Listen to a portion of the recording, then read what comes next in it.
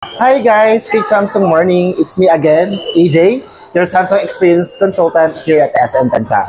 So, ano bang meron natin ngayon sa pinakabago nating Samsung?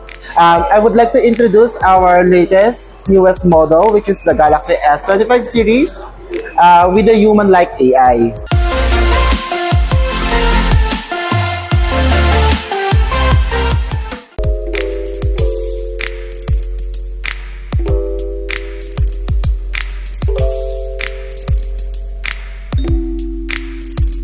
Human-like. Wow. AI. Hindi robotic yan, human-like yan. Yes. Oh. So, ang kagandahan with our, just simply press the power button to launch the AI assistant. Yan. So, ang kagandahan kasi ng ating Galaxy S25 Ultra is meron na siyang AI assistant na mga gamit natin for daily tasks.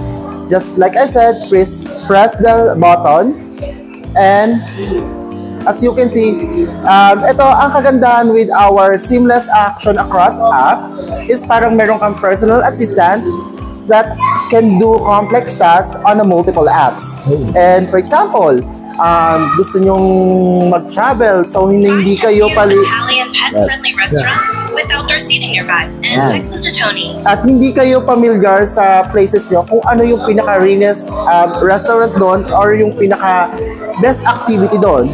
So using AI natin, AI assistant, so it help you to find the realest restaurant along the area. And also, for example, kung nag-crave kayo sa isang recipe tapos hindi kayo familiar kung ano yung mga ingredients niya, AI assistant can help you with that. Yes. Isa yan sa mga cool features ngayon na available for only Galaxy S25 series. And also, isa sa mga cool features natin sa kanya is yung tinatawag naming noise eraser. If you're taking videos po and with so much background noise, Galaxy S25 is the best for you. So, pakita ko lang po sa inyo ha. So, ang kagandahan nito, when taking videos, so you can see, katulad yan. So, we can hear extra noise on our background. So, hindi nagiging maganda yung audio quality ng ating video. And the same time, hindi naririnig yung voices ko when taking videos po. So, as you can see, yan, tayo. Pag chinek nyo po siya, merong extra noise sa paligid natin, so naririnig natin. So, to remove that, eto po, click nyo lang yung ating AI, yung ating power edit button, then noise eraser. Using AI po natin, click nyo lang po yung ating audio eraser, then pwede nyo po siyang i-remove yung mga unwanted, yan, like crowd, pwede natin 100%, then yung noise, para pag pinilay nyo po siya, mas narinig nyo po siya ng mas clear compared to our previous natin. Tsaka mas maganda po yung audio quality. Oh, yeah. Isa yun sa mga cool features na available lang for only Galaxy S25 series natin. Yan. And also, mahilig po ba kayo mag-take pictures ng ating mag-selfie?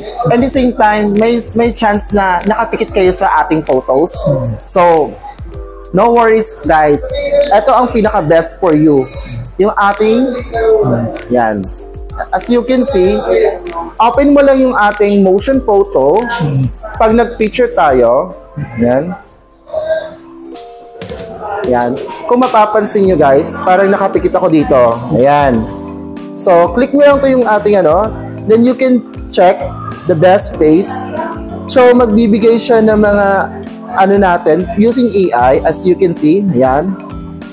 So, para mas maganda yung maging output, especially kung nakapikit kayo sa photos nyo. So, isa yun sa mga cool features na talagang magugustuhan nyo with Galaxy S25 Ultra. Best face. Yes, the best face. Yan po. Yan. Click nyo lang po, then done. Yan. Oh. And good thing about it, with Galaxy S25 Ultra, there's so much more about AI natin. Talagang it's less hassle-free and very convenient to use. Especially with our Galaxy S25 series, so Qualcomm 8 Elite, and our Galaxy S25 Ultra has the first 3rd nanometer on our processor. So guys, talagang magugustuhan nyo in terms of bilis, and talagang hindi na kayo makaka-experience ng lag and glitches while you're scrolling sa mismong device natin. And meron pa rin siyang available S Pen. Okay. Yan. And we have 4 colors available on our Galaxy S25 series, which is our hero color is the titanium silver. Yes, we have titanium black, which is yung color natin, guys. And also the titanium gray and titanium white silver. So, 4 choices yung pwede yung pagpilian when it becomes sa color ng ating Galaxy S25 Ultra. Also, which is available din tayo for our Galaxy S25 in base and also with a plus.